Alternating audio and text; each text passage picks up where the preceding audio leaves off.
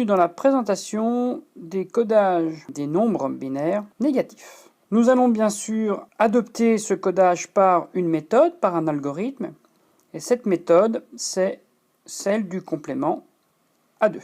Pour obtenir des binaires négatifs à partir d'un binaire positif, en complément ici A2, donc il faut partir du binaire positif. Et on verra que, encore une fois, le binaire est positif parce que le bit de poids fort est à 0. Et inverser les bits donc, de ce binaire positif, donc les 0 deviennent des 1, les 1 deviennent des 0. Et il faut ajouter 1. Prenons un exemple d'un binaire positif sur un demi-octet. Par exemple, ici 0, 1, 0, 1. La méthode indique qu'il faut inverser les 0 en 1 et les 1 en 0. Donc faisons-le, inversons. Donc ici 0 pour 1, 1 pour 0, 0 pour 1, 1 pour 0. Et il suffit maintenant d'ajouter un 1 à l'inversion pour obtenir la valeur négative. Alors maintenant on peut faire un premier constat. Pourquoi c'est une valeur négative et une valeur positive ? Eh bien, on est sur le bit de poids fort, et le bit de poids fort ici indique 0, donc c'est un positif, et indique 1 ici, donc c'est un négatif. Si par exemple on voulait coder cette même valeur sur un octet, donc sur 8 bits, eh bien la valeur négative sur un octet s'écrirait des 1 significatifs sur les bits qui nous manquent, puis notre valeur. Ça signifie ici que les 1 qui ont été placés, c'est en fait dû à l'inversion où initialement il y avait des 0. Et bien sûr, ça indique qu'au bit de poids fort, le 1 est une valeur négative du codage binaire.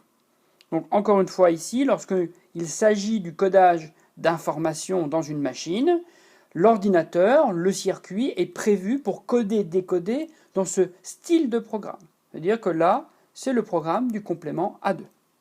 Prenons maintenant un exemple d'une valeur décimale, on va la transformer en un binaire, on va regarder positif ou négatif, puis on va transformer ce décimal positif en négatif. Donc, on choisit 11 comme valeur décimale. Donc encore une fois, ici le 11 en blanc, c'est la valeur de l'entier, le 10 en rouge, c'est la valeur de la base. C'est important ici parce que si on traduit simplement 11 en binaire, on pourrait dire que c'est 1, 0, 1, 1. Et donc, indiquer que c'est un binaire. Par contre ici, lorsque je suis dans un algorithme de négatif-positif et que je considère que mon bit de poids fort a une signification du signe 0 positif et 1 négatif, ben là, dans la traduction de mon 11 de décimale en binaire, j'ai un 1 en bit de poids fort. Donc je ne peux pas le coder sur 4 bits. Je suis donc dans l'obligation de le coder sur 8 bits, sur un octet, et à ce moment-là, je complète de 0 significatif. Ça signifie que lorsque je suis dans un algorithme à base de valeurs positives ou négatives, il faut fixer la taille pour donner une signification du sens à cette traduction, à ce codage. Et là, le sens me propose et me dit qu'il faut des 0 pour indiquer que c'est positif ou des 1 pour indiquer que c'est négatif. Donc maintenant, regardons la valeur moins 11 de cette transformation en complément A2. Donc ici, la transformation, elle se fait d'abord, on inverse les 0 en 1, les 1 en 0. Et là, on voit bien que dans la partie des bits de poids fort, des 1 sont apparus pour indiquer qu'on est en train de former une valeur négative.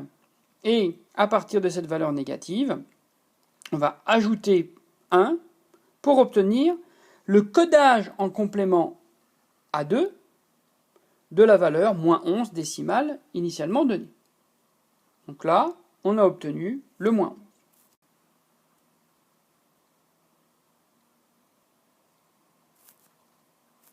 Petite astuce maintenant pour passer d'un binaire positif à un binaire négatif en complément A2.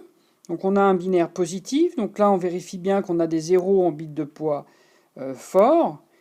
Donc 0, 0, 0, 1, 1, 1, 0, 0. Et pour pouvoir passer ici donc d'une valeur positive, on voit bien, puisqu'il y a 0 ici, à une valeur négative en complément A2, il suffit simplement de recopier de droite à gauche mon binaire, sans changer les valeurs. Donc là, je recopie mon 0, puis là, je recopie mon 0, puis là, je recopie le premier 1 significatif. Donc là, la technique pour passer d'un binaire positif à un binaire négatif en complément A2, on recopie les zéros de droite vers la gauche, on recopie le premier 1 significatif, et ensuite, il suffit d'inverser les valeurs pour obtenir le négatif. Donc ça veut dire que la valeur négative de 0, 0, 0, 1, 1, 1, 0, 0 est égale à 1, 1, 1, 0, 0, 1, 0, 0 en complément à 2. Ainsi se termine cette présentation du codage des binaires négatifs en complément à 2.